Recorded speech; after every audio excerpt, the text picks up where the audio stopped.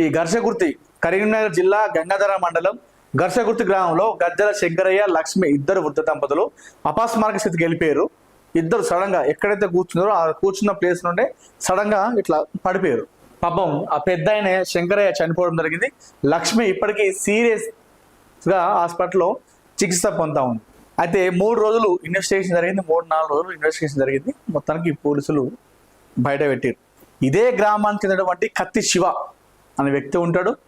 గతంలో ముంబైలో కళ్ళు కాంపౌండ్ లాంటి కళ్ళు కాంపౌండ్ ఉంటుంది కదా, అందులో పనిచేసిందంట.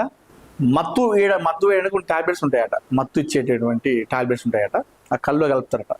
ఆ టాబ్లెట్స్ వాళ్ళ దగ్గర ఉన్నాయట. ఇద్దరి ముసలి వాళ్ళకి ఇచ్చాడు, శంకరయ్యకి ఇచ్చాడు, లక్ష్మికి ఇచ్చాడు.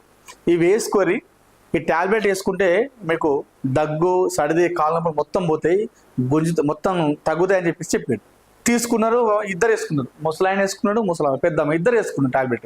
ఆ టాబ్లెట్ వేసుకున్న తర్వాత 2 గంటలకు ఇద్దరు ఆ మత్తు ఇచ్చిన తర్వాత వాళ్ళు వేసుకున్న తర్వాత ఎగ్జాక్ట్లీ 2 గంటలకు అపాస్మారక స్థితిలో ఎక్కడి వాళ్ళు అక్కడనే కింద పడిపోవడం జరిగింది. బోటి గడుక్కుంటా శంకరయ్య అట్లే పడిపోయిండు బయట, ఇంటి బయట. వంట చేసుకుంటా లక్ష్మి అక్కడనే పడిపోయింది కింద. సో పొద్దు నుండి సాయంత్రం వరకు బయటికి రాకపోయేసరికి ఇంటికి బయట ఉంటారు కదా, ఉరికొచ్చి చూసేసరికి ఇట్లున్నారు. సో తొందర హాస్పిటల్ తీసుకుపోయేసరికి శంకరయ్య చనిపోయాడు. మరి అది మత్తు ఇచ్చే టాబ్లెట్ అట. ఏం చెప్తారు ఇప్పుడు? ఇక దీన్ని చూసిన తర్వాత ఎవరిని నమ్మాలి, ఎవరిని నమ్మద్దు. చాకచక్యంగా వెళ్ళిపోయాడు, దొరకనుకున్నాడు, దొరికిండు.